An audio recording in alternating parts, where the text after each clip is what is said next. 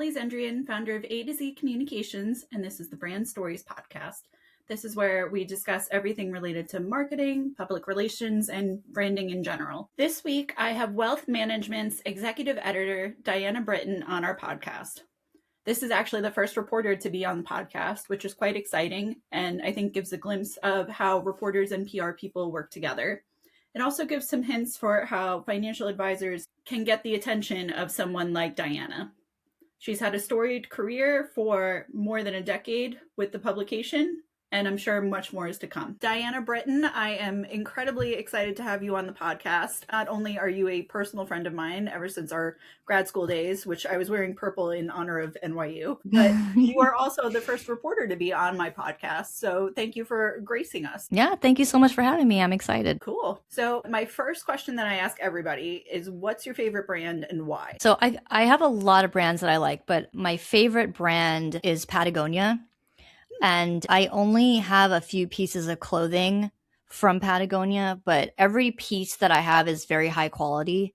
And I've just had it for years. And their stuff, it might be expensive, but the thing I like about it is you don't have to buy a lot of stuff from there, because if you just have a couple pieces or even one, it lasts a long time.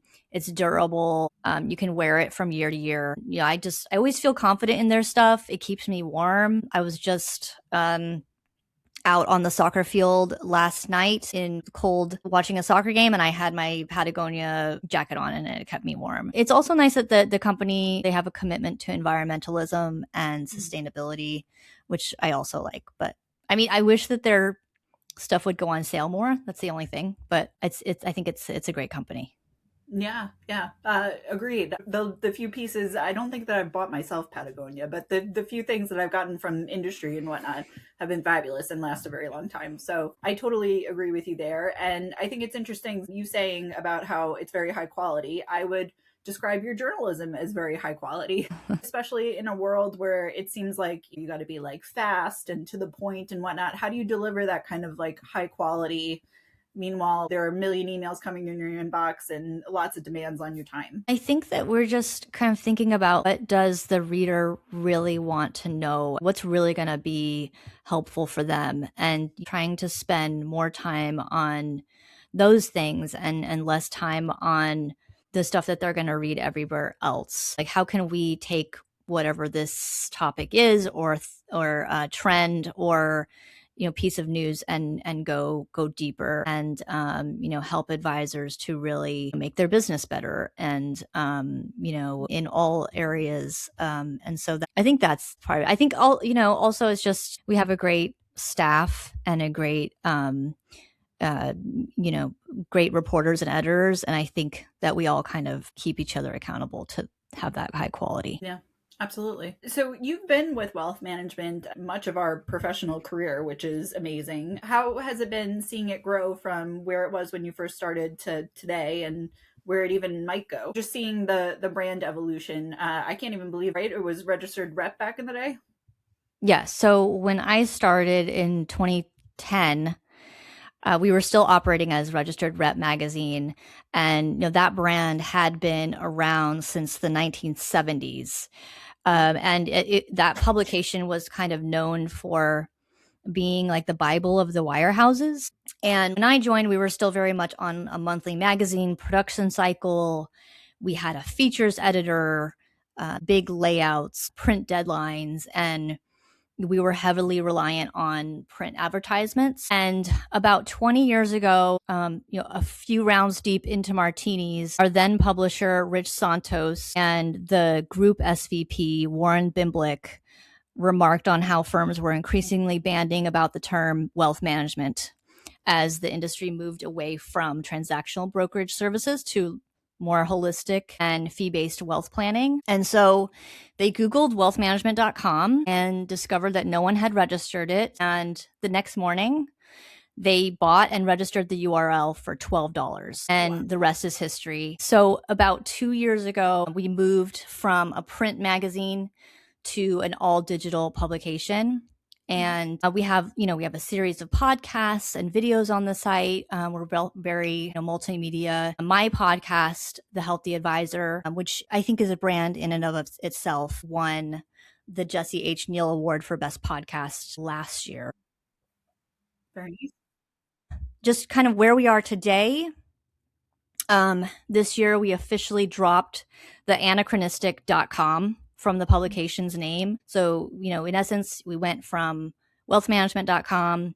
We are now Wealth Management. And, I think in official usage, the .com went from being a moniker intended to convey, digital first orientation to an out of date nomenclature, held over the earliest days of the internet. And I think we recognize that it's an anachronism, and the change kind of reaffirms our commitment to being a trusted resource for financial advisors, RAs, wealth leaders, whether it's online, in print, or in person. And then just one other brand that I will just mention. We also have our Wealth Management Industry Awards, as folks call it. And that's in its 11th year. But that has really grown into kind of the gold standard, if you will, for industry awards in the financial advice profession. So yeah, that's kind of a little bit of our brand evolution. Well, a lot of an evolution, to say the least. So with the Wealthies, something that you helped to create, how do you feel like that's even grown within its 11 years? What's that been like to foster a project and then see it go this far? It's amazing. I can't fathom how much it's grown and how much cachet it has now. But, I was seeing back when we launched it, I was seeing in other industries and even in finance, there were programs that publications would do for their specific verticals or sectors of the market. There was nothing like that in the wealth management industry at that time. So, Tim Welsh he's our consultant, and it was really his brainchild that came up with it, but he pitched it to us. And David Armstrong, who's my boss, we kind of both recognized that there was a space for that and feed for recognizing the ecosystem surrounding the advisor, the broker dealers, the vendors, the tech vendors, asset management firms, custodians, and now RIAs, to a certain extent, are, building infrastructures and systems surrounding the advisor to help them in their daily business. And so that was kind of really the impetus, but it's grown over the years, not just in the number of people that participate and attend every year, but also in the number of categories that we have. That in itself has, as the industry has evolved over the last decade, those categories have evolved too, right? And I think we have a lot of categories now around AI, which we didn't have previously because it wasn't around. Yeah. Getting back to your podcast, The Healthy Advisor, how does it feel to get that kind of storytelling out? Because it's very different from anything else that's being done in the industry. It's really focusing on difficulties that advisors have that I feel like otherwise would go completely unnoticed. The idea behind that was, when I first launched the podcast in 2019, I was kind of looking out at the coverage of the industry and seeing that it was a lot of practice management and how do you do marketing, business management, professional development, but there wasn't a lot focused on personal development and well-being and mental health and things like that. And I think that kind of has been a very taboo subject in the wealth management space and in financial services in general. And so I was like, that's something I would like to explore and just have people come on and just be completely vulnerable about what they're experiencing on a personal level, because it's a very stressful job. You're managing people's life savings. I had to write an article about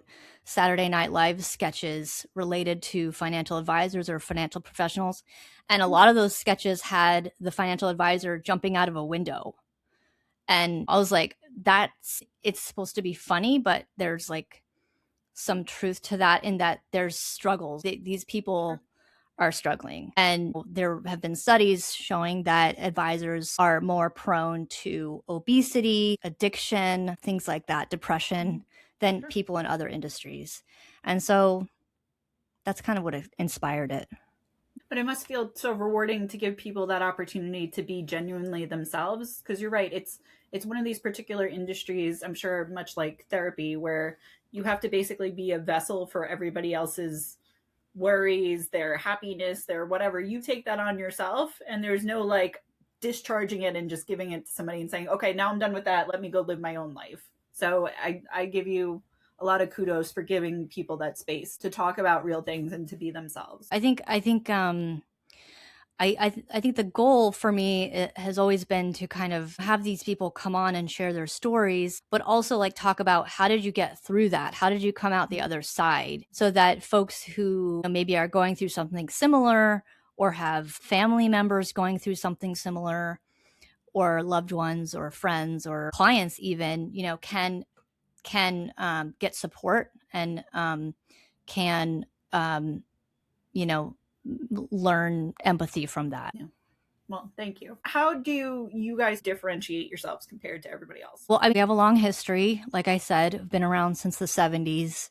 And we have a wonderful editorial team with many years of experience covering this space and deep expertise in different areas of the market, including technology, regulation, trust and estates planning. We have our trust and estates law journal called Trust and Estates. So, we have just that deep expertise. And you think about people like Davis Janowski, who's our technology editor, who's been covering wealth management technology for decades. I don't know exactly how many years, but We're not trying to age you, Davis. Yeah, exactly. But I think also like while our competitors, they will focus on breaking news. Like I said, we aim to take a deeper dive on industry trends and news, providing more of a second day analysis. We also offer the largest community of FA and RIAs, and we actively utilize the data and analytics generated by that captive audience to make informed decisions about our editorial coverage. And just one other thing, unlike many of our competitors, our content is free. It's not behind a paywall. So I think that differentiates us a lot. Sure. So for any financial advisors who hopefully are listening to this, it's sometimes hard to get reporters' ear because you guys do have a lot of demands. There's so much news coming out. I wonder if it's also the proliferation of firms having PR people and whatnot, that now there's just so much more competition. It's hard to even get in there. What do you feel like would be a good first step for an advisor who's never been interviewed before but wants to? What's a good way to get a reporter's attention? I think the single biggest thing is just to be authentic and honest. And if you have an opinion about something going on in the industry, about a vendor, custodian, broker dealer, go on LinkedIn and write about it or reach out to me personally. But don't talk to me about how great you and your firm are. Just tell me like it is. Tell me kind of the biggest challenges and bugaboos that you're facing in your business. Likely you're not alone. So that's valuable to our other readers. And I think like what reporters look for in a press release hasn't really changed that much over the years. We want something straightforward and to the point. If you're writing a press release, don't pad it with extra words and a flowery language just to make it sound better. Just give us the facts. Don't try to hide things that we want to know, like your assets under management. How much do you manage? That should help. So for firms who are saying, yeah, but I'm small, my assets aren't going to impress you, is there a way then to get your attention, or should they just be upfront about like, look, you know what, I manage like 50 million and I'm trying to grow. I'd like your help. I think like if if you're putting out a press release about something with your firm and you're small, I think it would have to be something really unique that you're doing that we haven't really seen out there in the marketplace. I don't really know what that would be, maybe some kind of program that you're working on or something like that. But also if you're small and you still want to get in front of reporters, a great way is just to to point out trends that are happening or just to provide your opinion on a trend or a news item that's happening. Like if your custodian or your broker dealer has raised their fees on you, that's something we want to hear about, regardless of how small you are. And if you're willing to be quoted and talk about that on the record, then that's great. I think that's one way. To me, boots on the ground. So you're the folks that we want to talk to more so than the major CEOs at the tech vendors and the custodians and the broker dealers, but just be honest with us and tell us like what's going on and what are the biggest issues facing your business. You got it. So you had mentioned before the buzzword of AI related to the wealthiest categories. How, if at all, are you guys using AI, and have you found it helpful, or are you guys still trying to figure it out? We're just kind of experimenting with it at this point. We're not writing articles with it. I'll tell you that, but we're just experimenting with how to use it at this point.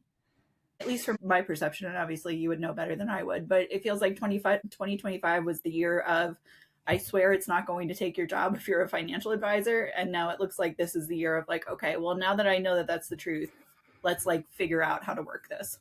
Would you say that that's the case? Or No, definitely. Yeah. yeah. So we'll see how all this goes. Similarly, I'm trying to figure it out. I think we all are. We definitely know that it's going to be useful in some capacity. And I know that Informa, which is our parent company, is making a push to figure out how to use it to make our jobs more efficient. But we'll see.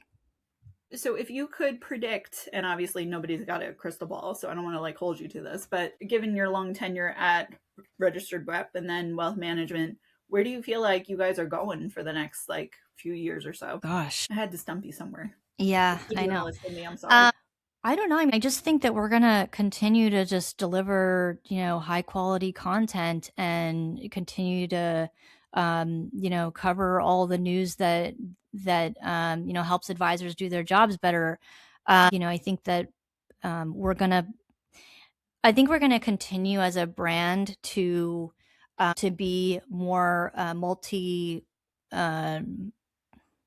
multimedia, I guess, expand capabilities beyond editorial, into,